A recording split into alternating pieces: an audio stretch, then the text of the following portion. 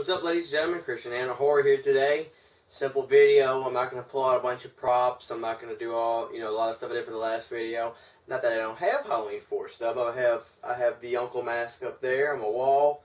I've got Blu-rays, DVDs. I've actually got Halloween 4 on soundtrack on cassette. So that's pretty cool. I'd like to get my hands on the vinyl of it, but money's kind of tight right now. Can't really be blowing it on stuff I want. Gotta be saving. So, in that case, what I wanted to just do for Halloween 4, let's talk about it. Now, I got my Halloween 4 Laserdisc right here, and I'll kind of use that as a, a view for the movie that we're talking about. Right off the bat, God, I haven't really said anything bad about any Halloween movie yet, but, not that I'm just trying to follow suit with what I've been saying, but Halloween 4 is awesome. I don't really know anybody who doesn't like Halloween 4 or really dislikes it. Right off the bat, Halloween 4 to me had one of the best first 15-20 minutes of a movie I've ever seen. The build-up of tension with Michael Myers. The way the movie starts, leaves blowing, cloudy sky. It feels like fall right off the bat, which that's what I love about Halloween movies, is the feeling of fall, especially when it's fall season in real life and you start watching Halloween. God, man, it makes you like the season for some reason. I just love the feeling of fall because if it's the horror season, if you ask me, it's the weather of doom. It's gloomy. It's always cloudy, and it's awesome. It's really awesome. Fall is my favorite season. Except when it's raining.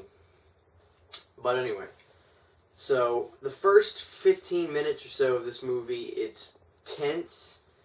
You're not necessarily on the edge of your seat, but it's just like we're about to see Michael Myers again. And even though I wasn't old enough to be able to see this in the theaters, I can imagine it being since 1981, since we had last seen Michael Myers. That is, 7-8 years, and man, just getting ready. You miss this guy so much. The Universal and all, well, not Universal. I think Universal sold Halloween after 2, 3, right? Anyway, when Michael Myers, you're ready to see Michael Myers again. The way they built it was perfect, and the insane asylum, just awesome. The funny, I don't know if you want to call him comic relief, but the gate guard that you meet in the movie, you almost think he's a patient there because he's wide-eyed, he's, kind of jagged tooth looking, but I really appreciate that character in the movie for sure. Michael is, I'm not one of those fans that is too hard on certain things, like, okay, obviously Dick Warlock was a very lean and, he was probably he's a lean, fit guy, and so was Nick Castle at the time. Both of the guys seemed like they were very lean guys, more on the skinnier side. And you see Michael laying in this bed in Halloween 4, and it looks like Brock Lesnar is under the covers of this thing. I mean, he's ripped. His arms, his wrists are huge. His hands are huge. But to me, that just kind of added to the levity of everything. And I get it. I understand. You can't use the same people for the certain movies, and not only that, I understand now why directors may not want that character. Let's be honest about something, and I could get flack over this, and I could be disagreed with. Nick Castle's Halloween, that character, that Michael Myers, that size and that style, would it fit in the feel of Halloween 4? Not necessarily, in my opinion. Not that Nick Castle wasn't an incredible Michael Myers. He was the original Michael Myers. He set the tone. So it has nothing to do with him being good enough. It's not that at all. It's all about the tone and the feel of this movie. And that's why I'm going to say this now.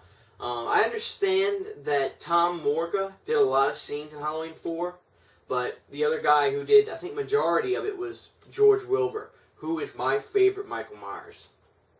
He has a great, to me, he has a great persona about him. Just an aggressive evil about Wilbur's Michael Myers, which we'll talk about him again in 6, which I also think he did great in that movie. But there's an aggressiveness to it and a grittiness to his Michael Myers, which to me is the most scariest.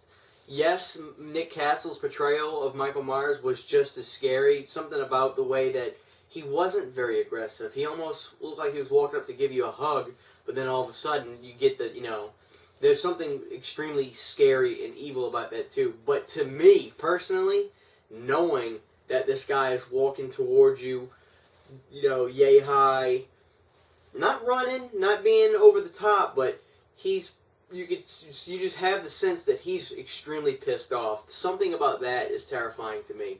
So Wilbur's Michael Myers to me is the scariest. That's my favorite person who played Michael Myers, and that's pretty much what I got to say about that. I know I've kind of already jumped from point to point, but this is my review. It's just the way I'm rambling on about it, but that just is what it is. Once again, you've got Donald Pleasence kicking ass. He really soared in Halloween 4, I thought.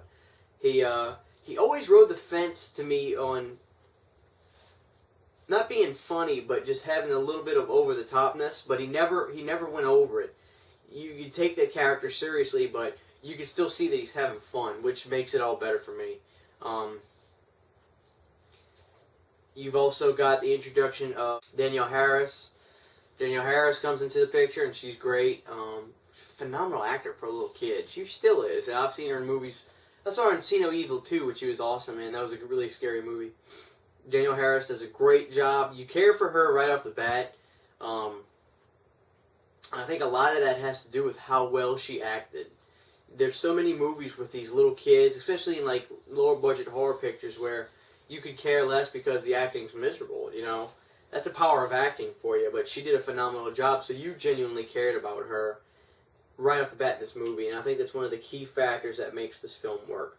You've got a great cast all around in Halloween 4. I think everybody in this movie really was out to make the best film they possibly could, and I think they kind of came through the screen. So, no complaint about Halloween 4. I really don't have a complaint. I know I'm sounding like a fanboy of Halloween, but it's not really. It's not even my favorite horror series. But honestly, I don't have a complaint up till this point. I don't have a hard-nosed complaint about anything from any of the Halloween movies. I think they're all kick-ass. I appreciate them for what they were, what had to be done to make these films, and yet again, you have a director who is passionate about Halloween 4, wanted to make the best film possible, somebody who cared about it. I still don't, and I think that's the reason I've appreciated all these movies, and I really do like them, because the director from 1 up until 4 all have really cared about it. Like we talked about in 2, yes, John wasn't crazy about doing number 2, but you got Rick in there to do the film, and Rick gave everything he got to make it the best film possible, and it shows to me. It shows through the screen. It's a passionate film. It's awesome. So Halloween 4, highly recommended. If for some reason you have not seen this, I don't know why, check out Halloween 4. It's one of my favorite Halloween films in the series. It's probably my 3rd favorite in the series. So we'll go down that list as we go along, and we'll talk about more. What my first favorite is, but Halloween 4, I give it 5 out of 5 stars. I really don't have a complaint about this movie.